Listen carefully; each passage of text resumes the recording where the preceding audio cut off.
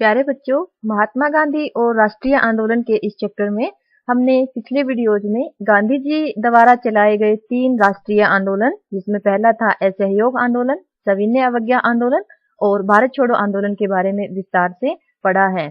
इन आंदोलनों के माध्यम से महात्मा गांधी ने पूरे देश को एकजुट करने का प्रयास किया और वे सफल भी रहे।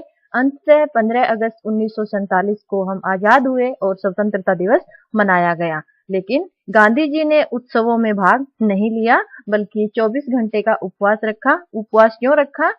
क्योंकि बच्चों, हमें पता है कि आजादी की जो कीमत हमें चुकानी पड़ी थी वह अकल्पनीय थी। कहने का अर्थ यह है कि भारत 2 भागों में विभाजित हो चुका था, भारत और पाकिस्तान, और साथ ही साथ हिंदुओं और मुसलमानों के बीच भी दरार आ चुकी थी। जीडी तेंदुलकर, जो महात्मा गांधी के जीवनी लेखक हैं, उन्होंने गांधी जी के बारे में लिखा है कि गांधी जी ने सिखों, हिंदुओं और मुसलमानों से यह आह्वान किया कि वे अतीत को भूलकर अपनी पीड़ा पर ध्यान देने की बजाय एक दूसरे के प्रति भाईचारे का हाथ बढ़ाने और शांति में रहने का संकल्प लें। कहने का अर्थ यह है कि हालांकि विभाजन हो चुका था, करोड़ों लोग उजड़ चुके थे, शरणार्थी बन चुके थे, अजनबी जमीन पर रहने के लिए मजबूर हो चुके थे, लेकिन फिर भी गांधी जी ने यह आह्वान किया हिंदुओं, मुसलमानों, सिखों से कि वे सांप्रदायिक सद्भाव बनाए रखें, क्योंकि देश की तरक्की सद्भाव और प्यार में ही निहित होती है।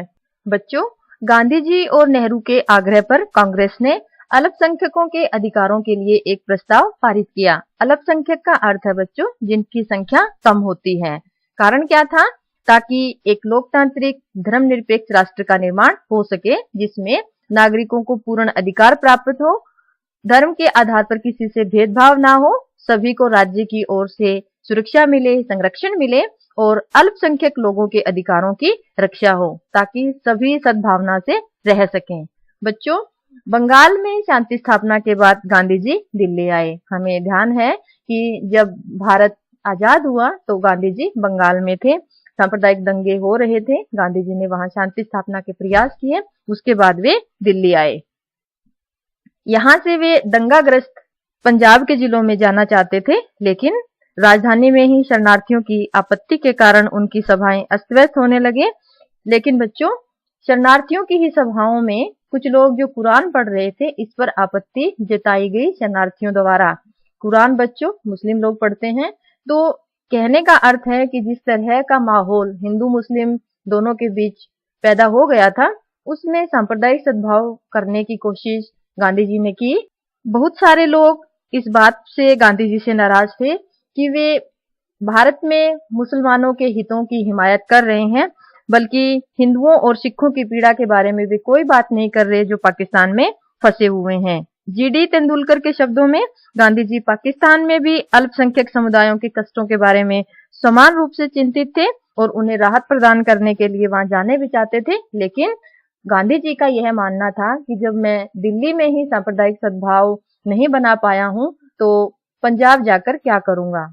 बच्चों, 20 जनवरी 1948 को गांधी जी पर हमला होता है, लेकिन गांधी जी विचलित नहीं हुए। बच्चों, 26 जनवरी 1948 को अपनी प्रार्थना सभा में महात्मा गांधी ने धर्मनिरपेक्षता की बात फिर से कही कि राष्ट्र का एक ही धर्म है, कोई हिंदू या मुस्लिम धर्म राष्ट्र का नहीं है। 30 जनवरी 1948 को दैनिक प्रार्थना सभा में नाथूराम गोडसे ने गांधी जी को गोली मार दी और उनकी हत्या हो जाती है। गांधी जी की मृत्यु से पूरे देश में गहरे शोक की लहर दौड़ गई थी। बच्चों, एक जमाने में उनकी कदकाठी और कथित रूप से बेतुके विचारों के लिए उनका उपहास उड़ाने वाली पत्रिका टाइम पत्रिका ने उनकी बलिदान की तुलना अब्राहम लिंकन के बलिदान से की है। बच्चों, राष्ट्रीय आंदोलन में 1915 से 1948 तक का गांधी जी का राजनीतिक सफर हमने पढ़ा।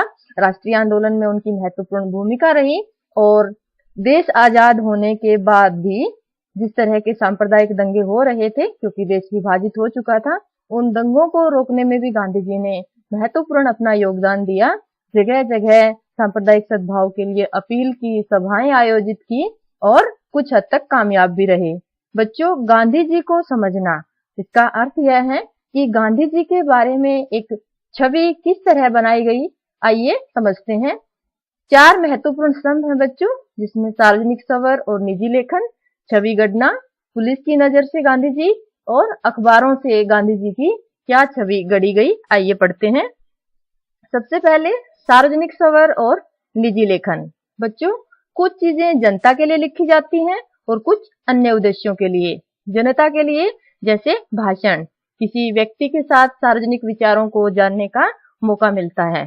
बच्चों, आपको याद होगा बनारस हिंदू विश्वविद्यालय के उद्घाटन समारोह में जब गांधी जी ने अपनी बारी पर बोला था कि इस सभा में सिर्फ भद्र पुरुष ही दिख रहे हैं, जब तक देश के गरीब, किसान, कामगार, मजदूर इन सभाओं में उपस्थित नहीं होंगे तब तक स्वराज प्राप्त नहीं कर पाएंगे। इस भाषण से हमें गांधी जी के सार्वजनिक विचारों को समझने का मौका मिला कि गांधी जी संपूर्ण राष्ट्र को एक साथ लेकर चलना चाहते थे ताकि स्वराज की प्राप्ति जल्दी से हो सके। व्यक्तिगत पत्र में बच्चों संबंधित व्यक्ति के विचारों को जानने का मौका मिलता है जिसे उसने सार्वजनिक नहीं किया होता है। निजी पत्र व्यक्ति के मनोभावों को दर्शाते हैं। छवि गढ़ना बच्चों आत्मकथाओं के माध्यम से। आत्मकथा अपने विचारों को शब्दों के माध्यम से उकेरने का एक आसान माध्यम है बच्चों। आत्मकथा किसी व्यक्ति के जीवन की जो विचारधारा है उसके बारे में आईना प्रस्तुत करती है। व्यक्ति के संपूर्ण जीवन का लेखा जोखा होता है इसमें और उसके जीवन चरित्र और उनके सोच का सही अनुमान लगाया जा सकता है।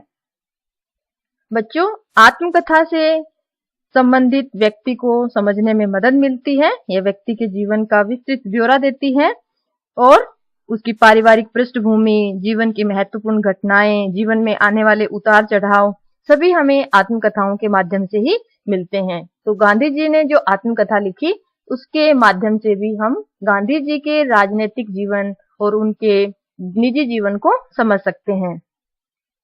पुलिस की नजर से बच्चों सरकारी ब्यौरे गांधी जी के बारे में क्या कहते हैं। सबसे पहले तो हमें यह ध्यान रखना है कि ब्रिटिश जो सरकार थी, औपनिवेशिक सरकार थी, वह राष्ट्रीय आंदोलन के समय जो नेता काम कर रहे थे उन पर कड़ी नजर रखते थे और नियमित रिपोर्ट भी तैयार करते थे। सरकारी ब्यौरे बच्चों किसी एक व्यक्ति के लिए नहीं बल्कि उस समय जो घटनाएं हो रही हैं पूरे देश में उनके बारे में लिखते हैं। और ऐसा नहीं है कि सरकारी ब्यौरे बिल्कुल विश्वसनीय रूप से स्वीकार कर लिए जाएं। क्यों? क्योंकि सरकारी ब्यौरों का जो ज्यादातर झुकाव होता है वो सरकार के हित की तरफ ही होता है। आपको नमक सत्याग्रह याद होगा।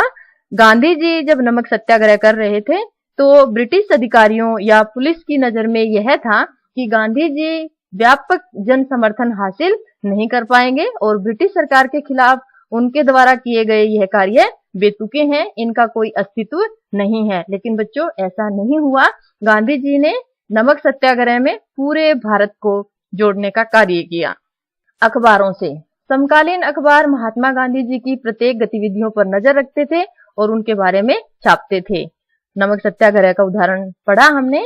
उन्होंने गांधी जी के द्वारा किए जाने वाली हर गतिविधि पर कड़ी नजर रखी और एक समय ऐसा आया कि गांधी जी की गतिविधियों से अंग्रेजी शासन हिल उठा और गोलमेज सम्मेलन करवाए उन्होंने। शांति समझौते संबंधी वार्ताएं चलने लगी। आपको गोलमेज सम्मेलन भी याद होंगे। अखबारों से हमें यह पता चलता है कि उस समय जनता गांधी जी के बारे में क्या सोच रही है। जनता गांधी जी को महात्मा और एक चमत्कारिक पुरुष मानती थी और उनका मानना था कि गांधी जी के नेतृत्व में जल्दी ही स्वराज हासिल हो जाएगा। अखबार राष्ट्रीय नेताओं के विषय में भी जानकारी उपलब्ध करवाते हैं कि राष्ट्रीय नेताओं की क्या सोच थी तत्कालीन परिस्थितियों में, औपनिवेशिक सरकार के प्रति उनका क्या रुख था और उन्होंने अपनी गतिविधियों को कार्यान्वित करने के लिए कैसे लोगों की मदद ली या फिर कैसे अपने कार्यक्रमों को साकार रूप दिया। ये हमें अखबारों से ही पता चलता है। अखबार बच्चों राष्ट्रीय नेताओं और राष्ट्रीय आंदोलन के प्रति औपनिवेशिक सोच का भी हमें पता चलता है कि राष्ट्र के प्रति जो ब्रिटिश सरकार है उसकी क्या सोच है, आम जनता को कैसे देख रही है औपनिवेशिक सरकार, राष्ट्रीय नेताओं के साथ किस तरह का रवैया अपना रही है। यह सभी जो है हमें अखबारों से ही पता चलता है।